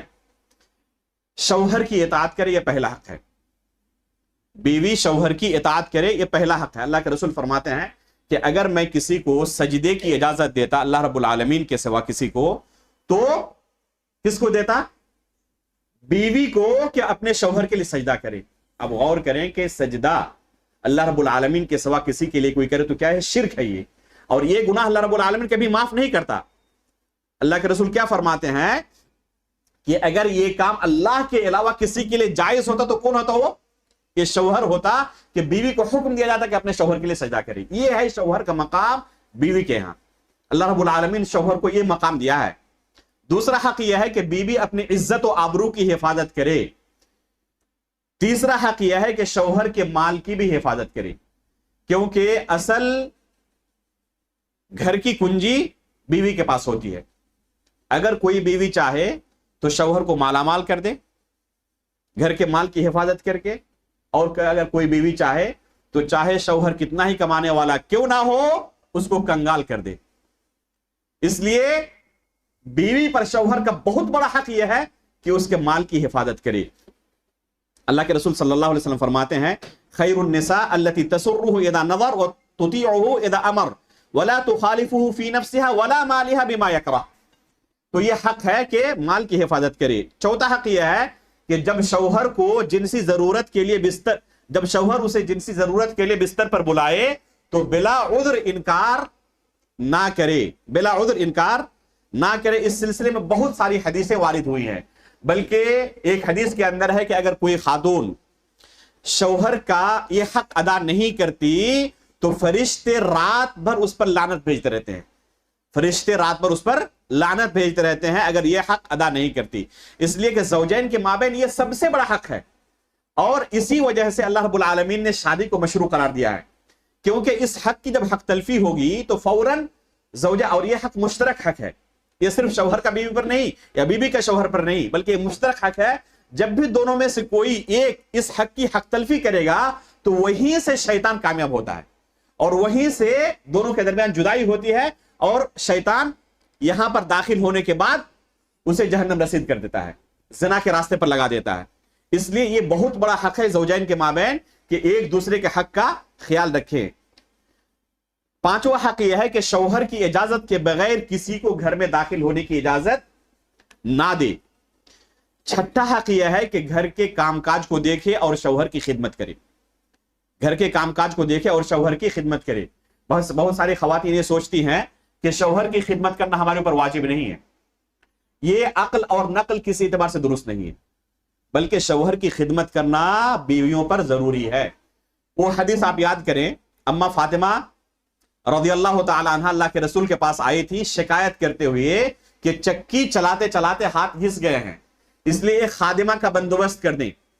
تو اللہ کے رسول نے کیا فرمایا کہ میں آپ کو کچھ اذکار سکھاتا ہوں جو خادم بیوی کے حقوق کو ادا کر رہا ہے تو شکریہ ادا کرے، ناشکری نہ کرے. اللہ کے رسول فرماتے ہیں کہ میں نے جہنم کے اندر اکثر و بیشتر خواتین کو دیکھا کفر کی وجہ سے. تو صحابہ کرام نے پوچھا کیا اللہ رب العالمین کے ساتھ وہ کفر کرتی ہیں؟ تو فرمایا کہ نہیں، اللہ رب العالمین کے ساتھ یہ کفر کا معاملہ نہیں ہے، بس تکفرن العشیر، اپنے شوہروں کی ناشکری کرتی ہیں. کس طرح؟ اللہ کے رسول نے اس کی مثال دی، لو احسنت الى احداهن الدهر كله ثم رأت منك شيئا تقول ما رأيت منك خيرا قط. جو بھی شادی شدہ ہے سب کو تجربہ ہے اس چیز کا. اللہ کے رسول فرماتے ہیں کہ زندگی بھر اگر اس خاتون کے ساتھ تم حسن سلوک کا معاملہ کرو اور کبھی مزاج کے خلاف کوئی چیز ملی، کبھی کوئی فرمائش پوری نہ کر سکے تو فوراً کیا کہے گی؟ ما رأیت منک خیرا قط. کبھی زندگی بھر آپ سے کوئی میں نے بھلائی پائی ہی نہیں، کبھی آپ نے میری کوئی ڈیمانڈ پوری ہی نہیں کی. یہ فطرت کے اندر اللہ رب العالمین نے شامل کر دیا ہے، اس میں عورت کی توہین نہیں ہے. بعض لوگ یہ سمجھتے ہیں کہ اس میں عورت کی توہین ہے. नऊज़ु बिल्लाहि मिन ज़ालिक। ये हमारी शरीयत इससे कहीं आला और अरफा है। अल्लाह रब्बुल आलमीन ने हमें पैदा किया है, मर्दों को भी औरतों को भी। हर एक के मिजाज के बारे में अल्लाह से बेहतर कौन जान सकता है। इसमें हकीकत में तालीम है शौहरों को कि अपनी बीवी को कैसे तुम्हें हैंडल करना है। ये होना है तुम्हारे घर के अंदर, इस पर तुम्हें सब्र करना है। अल्लाह के रसूल फरमाते हैं कि औरतें टेढ़ी हड्डी से पैदा की गई हैं और उसके अंदर टेढ़ापन ये फितरत के अंदर शामिल है। अगर इसी टेढ़ेपन के साथ उसके साथ जिंदगी गुजारना चाहो सब्र करके, तो बेहतरीन तुम्हारी जिंदगी गुजरेगी। लेकिन अगर तुम इसे सीधा करने की कोशिश करोगे तो इसे तोड़ दोगे, सीधा नहीं कर सकते। और तोड़ना क्या है? तलाक है। इसलिए अगर उसके साथ जिंदगी गुजारना चाहो तो उसी टेढ़ेपन के साथ सब्र करते हुए जिंदगी गुजारो। अपने कान को बहरा कर ले जब वो कुछ कहती है, आपकी जिंदगी बेहतरीन गुजरेगी। जब भी उस सूरत में आप जवाब देने जाएंगे तो यहीं से मशाकिल पैदा होंगे, मुश्किलात का सामना होगा। इसलिए जब वो नाराज हैं, कुछ कह रही है, तो आप सब्र करें, चुपचाप सुनते जाएं। बाद में खुद एहसास होगा और वो खुद माजरत करेगी। अल्लाह रब्बुल आलमीन ने इसी तरह उसे बनाया है। तो इस हदीस के अंदर औरतों की तौहीन नहीं है, बल्कि उसे कैसे हैंडल करना है उसकी अल्लाह के रसूल सल्लल्लाहु अलैहि वसल्लम ने तालीम दी है। तो ये बाद हुकूक थे जो शौहरों के हैं बीवियों के ऊपर। कुछ हुकूक ऐसे हैं जो बीवियों के हैं शौहरों के ऊपर। जैसे कि मैंने थोड़ी देर पहले कहा कि किसी की अल्लाह रब्बुल आलमीन ने हक तलफी नहीं की है। हर एक के अंदर अल्लाह रब्बुल आलमीन ने बैलेंस रखा है ताकि ये मुआशरा बेहतरीन तरीके से आगे बढ़े। बीवी का हक क्या है? पहला हक यह है कि उसको महर दे। बहुत सारे लोग क्या करते हैं, शादी के वक्त महर 50,000, 1 लाख, 2 लाख, 5 लाख तय कर देते हैं और पहले ही से जहन में होता है कि देना नहीं है। होता है नहीं होता बहुत सारे लोगों के जहन में? ये जायज नहीं है, ये हक तलफी है। आप यहां नहीं देंगे तो क़यामत के दिन आपको देना पड़ेगा। इसलिए उतना ही महर मुतय्यन करें जितना आप दे सकते हैं। जितना दे सकते हो उतना ही दे, मुतय्यन करें। और ये ना सोचें कि वफात के वक्त मैं किसी तरह राजी कर लूंगा, ये जायज नहीं है। तो ये खातून का हक है कि उसे आप महर दें। दूसरा हक यह है कि रिहाइश का और नानो नफका का बंदोबस्त करें। अल्लाह के रसूल सल्लल्लाहु अलैहि वसल्लम फरमाते हैं, वलहुन्ना अलैकुम रिज़्कुहुन्ना व किस्वतुहुन्ना बिल मारूफ। ये जिम्मेदारी शौहर पर है कि कमा कर लाए और घर का खर्च उठाए। ये औरत की जिम्मेदारी नहीं है कि वो खर्च करने के सिलसिले में सोचे कि कहां से पैसा आएगा और कहां से ये घर चलेगा। ये शौहर की जिम्मेदारी है कि वो हलाल तरीके से कमा कर लाए और घर का खर्च उठाए। बल्कि हदीस के अंदर आता है कि अगर शौहर बखीली करे, बीवी को, बच्चों को पूरा हक ना दे, तो बीवी के लिए जायज है कि मारूफ तरीके से शौहर की लाइल्मी में पैसा उतना ले ले जिससे घर का खर्च सही तरीके से चल सके। बाद शौहर होते हैं जो बहुत बखील होते हैं, पता नहीं किन के लिए वो ये माल जमा करते हैं। अपने बच्चों को, बीवी को नहीं देना है तो आखिर किन के लिए आपने माल जमा किया है? जाहिर सी बात है कि आपकी वफात के बाद उन्हीं को मिलना है। तो आप चाहें या ना चाहें, चाहे नाराज होकर दें या खुशी खुशी दें, मिलना तो उन्हें ही है। तो उससे बेहतर यह है कि उन्हें यह पैसा देकर उनके साथ हंसी खुशी जिंदगी गुजारें। तो हदीस के अंदर आता है, इस ताल्लुक से हिंदा रज़ियल्लाहु ताला अन्हा का मारूफ किस्सा है। अपने शौहर के सिलसिले में शिकायत करने के लिए आई कि मेरे शौहर बहुत बखील हैं। सही बुखारी के अंदर एक किस्सा आया हुआ है। अल्लाह के रसूल ने फरमाया कि मारूफ तरीके से उनके माल में से तुम ले सकती हो। तो अगर शौहर बखील है तो मारूफ तरीके से वो ले सकती है। लेकिन मारूफ तरीके का माना क्या है? शौहर को नुकसान पहुंचाना मकसूद ना हो, जितने में घर अच्छी तरीके से चल जाए। लियुनफिक ज़ू सअतिन मिन सअतिही वमन क़ुदिरा अलैहि रिज़्क़ुहु फलयुनफिक मिम्मा आताहु अल्लाह। अल्लाह रब्बुल आलमीन ने उसूल बयान किया है कि जिसे अल्लाह रब्बुल आलमीन ने जितनी ताकत दी है उसके हिसाब से वो खर्च करे। अब बीवी को पता है कि शौहर की कमाई कितनी है, उससे ज्यादा का अगर मुतालबा करती है तो जाहिर सी बात है कि ये जुल्म है, ये हक तलफी है शौहर के साथ। तो जितनी कमाई है उस कमाई के हिसाब से वो खर्च करे। अगर उसके अंदर बखीली कर रहा है तो बीवी को फिर हक है कि उसके माल में से लाइल्मी में ले ले और घर का पूरा خرچ چلائے اور مینٹینس کرے۔ تیسرا حق یہ ہے کہ بیوی کو دین کی تعلیم دے اور اللہ رب العالمین کی اطاعت میں اس کی مدد کرے۔ اللہ رب العالمین کا ارشاد ہے یا ایھا الذین آمنوا قوا انفسکم واہلیکم نارا۔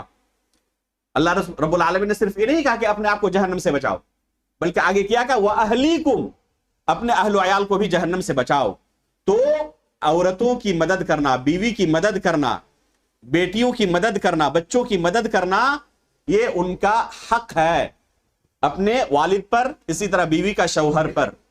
اللہ کے رسول صلی اللہ علیہ وسلم لیلۃ القدر کے سلسلے میں آتا ہے کہ خود جاگتے وَأَحْيَا لَيْلَهُ وَأَهْلَهُ، یہ بھی آیا ہے۔ اہل کا لفظ اس حدیث کے اندر موجود ہے۔ اہل کا معنی کیا ہے؟ گھر والوں کو، خصوصی طور پر بیوی کو۔ لفظ اہل کے اندر سب سے پہلے بیوی داخل ہوتی ہے۔ تو اللہ کے رسول خود صرف لیلۃ القدر کو جاگتے نہیں تھے، بلکہ اپنی ازواج مطہرات کو بھی جگاتے تھے اور ان کی مدد کرتے تھے۔ چوتھا حق یہ ہے کہ اس کے ساتھ نرمی کا برتاؤ کرے اور زبان کی تلخی پر صبر کرے۔